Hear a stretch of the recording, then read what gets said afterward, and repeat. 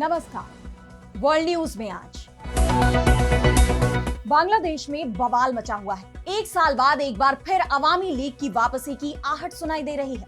ढाका में जगह जगह बम धमाके हो रहे हैं।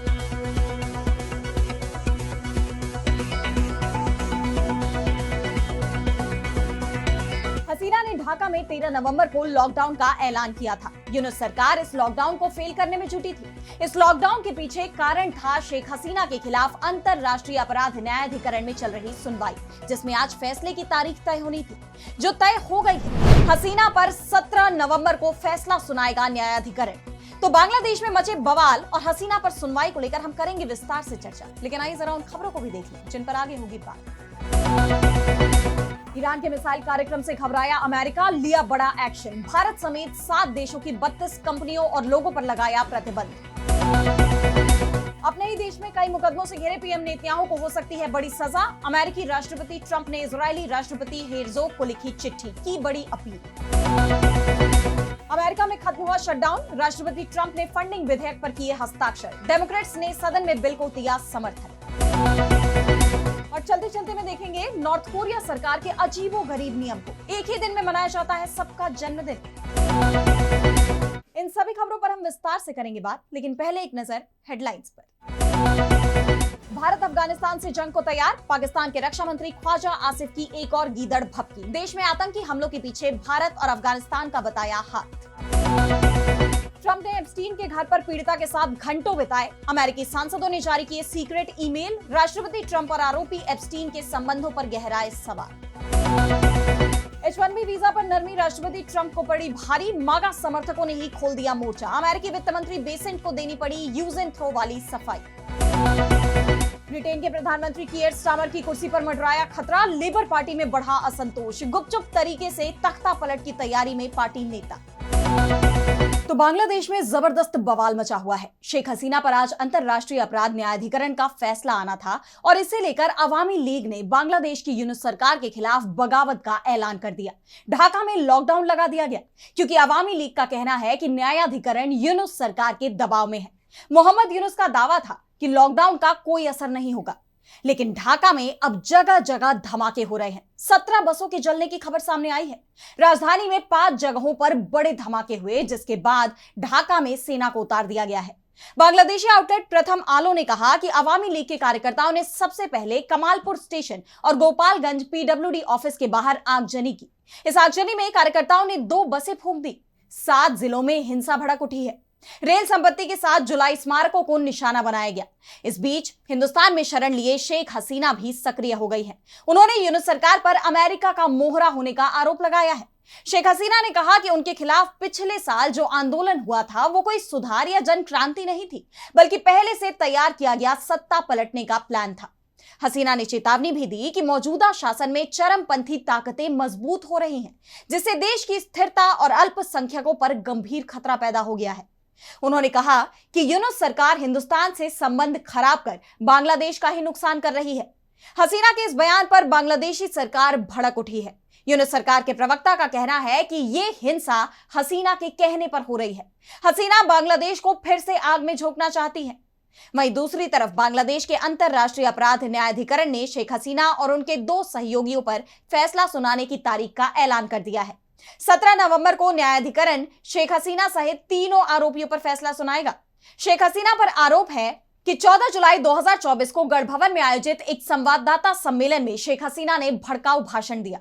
शेख हसीना ने प्रदर्शनकारियों को खत्म करने के लिए हेलीकॉप्टर, ड्रोन और घातक हथियारों के इस्तेमाल के आदेश दिए।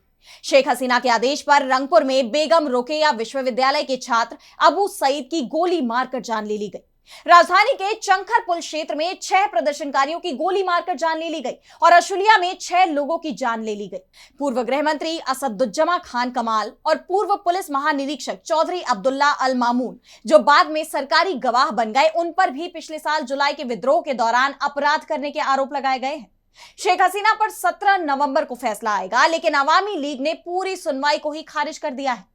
पार्टी का कहना है कि बांग्लादेश में इस वक्त जो हालात हैं, उसमें शेख हसीना को न्याय नहीं मिलेगा। अवामी लीग पर भी सरकार ने प्रतिबंध लगा दिया है, जिससे वो चुनाव में हिस्सा ही ना ले सके। और अब जिस तरह से अवामी लीग की तरफ से विरोध प्रदर्शन शुरू हो गए हैं, उससे यूनुस सरकार के लिए मुश्किलें बढ़ती दिख रही हैं। और अब बढ़ते हैं अगली खबर की तरफ, जहां हम बात करेंगे ईरान की। तो ईरान की युद्ध लड़ने की क्षमता अब बहुत ज्यादा बढ़ चुकी है। जून में इजरायल के साथ 12 दिन की जंग चली थी, जिसमें ईरान ने बड़े पैमाने पर अपनी मिसाइलें इजरायल पर दागी थी। और अब ईरान के पास जंग से पहले जितनी मिसाइलें थी, उससे ज्यादा मिसाइलें उसके शस्त्र भंडार में शामिल हो चुकी है। ईरान के विदेश मंत्री अब्बास अराक्ची ने कहा है कि हमारी मिसाइल क्षमता 12 दिन के युद्ध से कहीं आगे निकल चुकी है। दुश्मन अपने सभी लक्ष्य हासिल करने में विफल रहा और पराजित हुआ। ईरान की मिसाइल फैक्ट्रियां 24 घंटे काम कर रही हैं। दावा किया जा रहा है कि इस बार अगर जंग होती है तो ईरान एक साथ 2000 मिसाइलों से हमले का प्लान तैयार कर रहा है, जिससे इजरायल के डिफेंस सिस्टम को नष्ट किया जा सके। ईरान का कहना है कि फतह 1, हाज कासिम और खैबर शेकन जैसी मिसाइलें तेज गति और अंतिम चरण में मुरझाने की क्षमता रखती हैं, जिससे इन्हें रोकना काफी मुश्किल हो जाता है। वहीं दूसरी तरफ इजरायल का कहना है कि जंग में ईरान ने 631 मिसाइलें दागी, जिनमें से 500 इजरायल तक पहुंची। इसमें इजरायल के डिफेंस सिस्टम ने 221 मिसाइलों को हवा में ही नष्ट कर दिया था, यानी आधी से ज्यादा मिसाइलें इजरायल की जमीन पर गिरी, जिसमें से कई ने अपने टारगेट को पिन पॉइंट हिट भी किया और इजरायल को जबरदस्त नुकसान हुआ। अब जैसे ही ये खबर सामने आई कि ईरान की मिसाइल क्षमता में जबरदस्त इजाफा हुआ है, तो इजरायल के होश उड़ गए। उसे अपना डिफेंस बजट बढ़ाना पड़ रहा है। इजरायली रक्षा मंत्रालय ने सरकार से करीब 44.7 अरब डॉलर का रक्षा बजट मांगा है, जिसमें बड़ा हिस्सा मिसाइल और ड्रोन हमलों को नाकाम करने के लिए खर्च किया जाएगा। इजरायली रक्षा मंत्रालय के महानिदेशक मेजर जनरल अमीर बारम ने कहा कि हमारे दुश्मन लगातार अपने शस्त्रागार को बढ़ा रहे हैं। हमें तुरंत टैंकों, ड्रोन और सीमाओं की सुरक्षा के लिए आपातकालीन आपूर्ति की जरूरत है।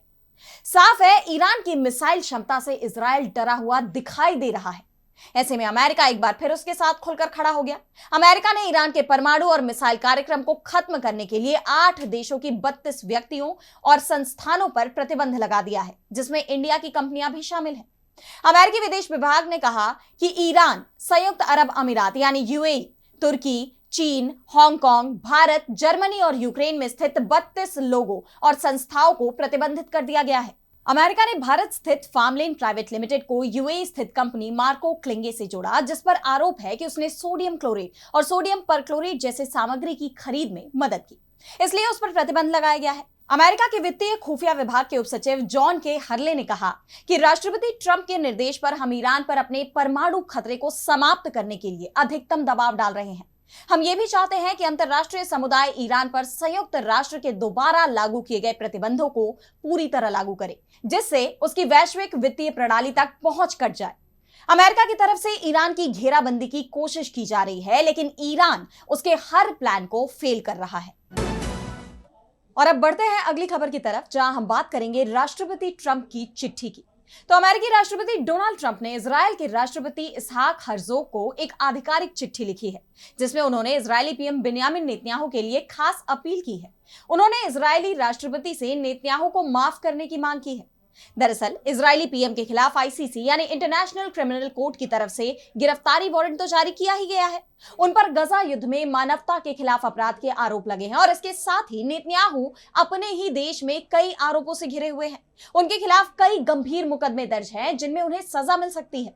खासतौर पर नेतन्याहू पर धोखाधड़ी के आरोप हैं, जिसमें मीडिया कवरेज के बदले तोहफे लेने की बात कही गई है। विश्वासघात के आरोप लगे हैं, जिसके तहत सरकारी नीतियों को प्रभावित करने के लिए गुप्त सौदे करने के दावे किए गए हैं।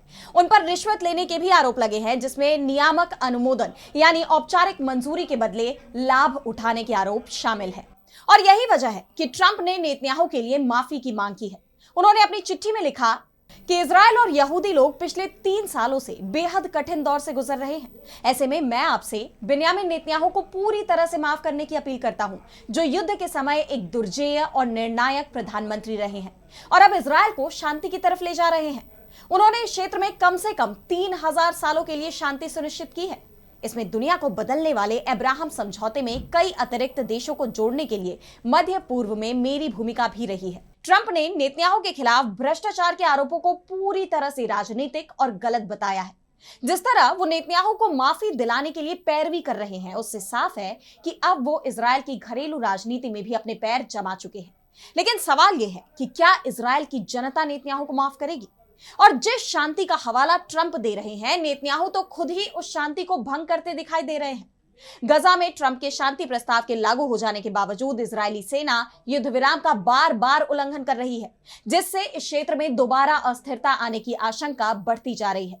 दावा तो यह भी किया जा रहा है कि नेतन्याहू नहीं चाहते हैं कि जंग खत्म हो, शांति आए, क्योंकि उन्हें डर है कि जैसे ही सब कुछ स्थिर हो जाएगा, नेतन्याहू के हाथ से सत्ता तो जाएगी ही, और साथ ही इन सभी मामलों में उन्हें कठोर सजा भी मिल सकती है।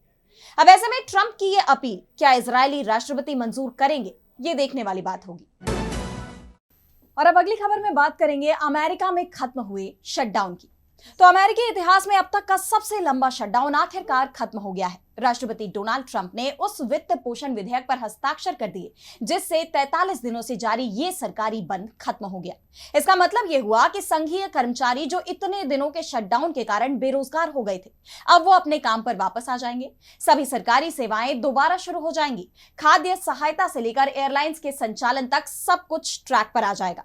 आप जानते हैं कि डेमोक्रेट सांसदों ने ट्रंप सरकार के अस्थायी फंडिंग बिल पर आपत्ति जताते हुए विरोध किया था। उन्होंने हेल्थ इंश्योरेंस बढ़ाने की मांग की। उनका तर्क था कि जारी प्रस्ताव में स्वास्थ्य सेवा पर ध्यान न देकर रिपब्लिकन अमेरिकी नागरिकों को बीमा प्रीमियम की बढ़ोतरी से बचाने में नाकाम रहे। चूंकि अमेरिकी संसद यानी कांग्रेस के ऊपरी सदन सीनेट में सत्ताधारी दल रिपब्लिकन के पास इस विधेयक को पास कराने के लिए जरूरी बहुमत नहीं था, और ऐसे में वहां से यह बिल पास नहीं हो पाया, जिससे अमेरिका में शटडाउन लग गया। और राष्ट्रपति ट्रंप ने यह गतिरोध खत्म करने की बजाय एक तरफा कार्रवाई की। कई सरकारी कर्मचारियों की छटनी हो गई, कई सरकारी सेवाएं ठप कर दी गई। ट्रंप ने इन सब के लिए डेमोक्रेट्स को जिम्मेदार बताते हुए उन पर दबाव बनाने की कोशिश की, लेकिन इस खींचतान ने अमेरिकी जनता के लिए गंभीर समस्याएं खड़ी कर दी। और आखिरकार डेमोक्रेट सांसदों के एक गुट के साथ रिपब्लिकन सांसदों की सहमति बनी, जिसके बाद इस शर्त पर कि रिपब्लिकन दिसंबर तक स्वास्थ्य देखभाल की सब्सिडी खत्म होने पर वोटिंग कराएंगे, उन्होंने सदन में इस बिल का समर्थन कर दिया। हालांकि स्पीकर माइक जॉनसन ने सदन में ऐसा कोई वादा नहीं किया है। बहरहाल सदन से यह विधेयक 222 और 209 के बहुमत से पारित हो गया, जिसके बाद हस्ताक्षर समारोह आयोजित किया गया। राष्ट्रपति ट्रंप ने इस विधेयक की सराहना करते हुए इसे रिपब्लिकनों के लिए एक बड़ी जीत बताया है, जिससे सरकार को 30 जनवरी तक वित्त पोषण यानी फंडिंग मिलती रहेगी। विधेयक के तहत एजेंसियों को 31 जनवरी तक कर्मचारियों की छटनी करने से रोका जाएगा। वहीं डेमोक्रेटिक पार्टी के कुछ लीडर्स ने एसीए सब्सिडी के टैक्स क्रेडिट्स को बढ़ाने की लड़ाई जारी रखने का ऐलान किया है। उन्होंने कहा कि यह लड़ाई अभी खत्म नहीं हुई है, हम लड़ते रहेंगे। और अब चलते चलते मैं बात करेंगे बर्थडे यानी जन्मदिन की। जी हाँ, बर्थडे ये शब्द सुनकर सबसे पहले आपके दिमाग में क्या आता है? केक, सेलिब्रेशन, खाना पानी, तोहफे, पार्टीज, है ना?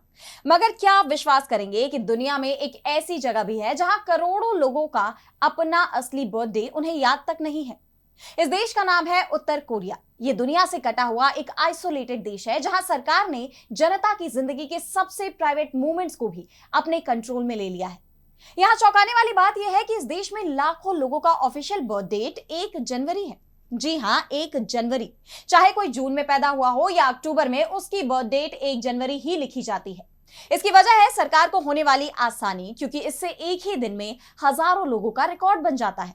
उत्तर कोरिया के दूर दराज गांवों में आज भी 80% से ज्यादा डिलीवरी घर पर होती है, और यहां ना हॉस्पिटल, न डॉक्टर और ना ही कैलेंडर होता है। ऐसे में माँ बाप को भी बच्चे के पैदा होने की सही तारीख याद नहीं रहती, और जब बच्चा 16-17 साल का हो जाता है और पहला सरकारी आईडी कार्ड बनता है, तब अफसर मनमाने तरीके से उस पर तारीख लिख देते हैं। ये बात सुनने में जितनी इंटरेस्टिंग है, वहीं डराने वाली भी है, क्योंकि उत्तर कोरिया की लगभग 2.5 करोड़ की आबादी में करीब 70% लोग गांवों में रहते हैं, और इसमें से सिर्फ 12% जन्म ही हॉस्पिटल में रजिस्टर होते हैं। 40% से ज्यादा पासपोर्ट में बर्थ डेट 1 जनवरी या 1 जुलाई लिखी होती है। शहरों में भी सिर्फ अमीर और पार्टी से जुड़े लोग ही अपनी असली तारीख रख पाते हैं। लेकिन इसके बाद भी उत्तर कोरिया में सभी का बर्थडे मनाया जाता है। स्कूलों में और फैक्ट्री में और आर्मी कैंप में सेलिब्रेशन होता है, मगर हर कोई जानता है कि यह डेट झूठी है। एक लड़की जो उत्तर कोरिया छोड़कर भाग गई, उसने अपना नाम छिपाते हुए बताया कि उसका ऑफिशियल बर्थडे 1 जनवरी था, मगर उसकी मां ने बताया कि वो अगस्त में पैदा हुई थी। उसने 25 साल तक अपना असली जन्मदिन कभी नहीं मनाया, है ना? ये कितना अजीबोगरीब नियम है जहां सरकार आपका बर्थडे तक अपने हिसाब से तय करती है।